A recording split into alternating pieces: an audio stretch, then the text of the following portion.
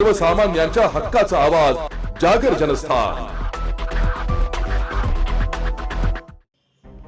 गेल्या 6 ते 7 वर्षापासून त्र्यंबकेश्वर येथील बस स्थानकाच्या नूतनीकरणाचे काम जवळपास पूर्णत्वास आले असून रंगरंगोटी किरकोळ कामे अद्यापही बाकी आहे।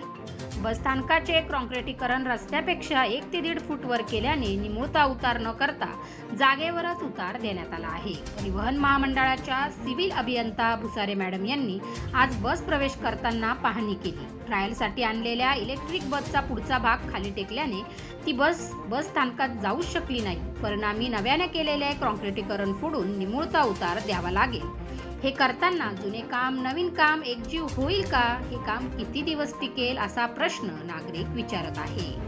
तसेच सामान्य लोकांच्या लक्षात आलेला हा दोष इंजिनियर अथवा ठेकेदाराच्या लक्षात कसा आला नाही यावरही चर्चा सुरू आहे।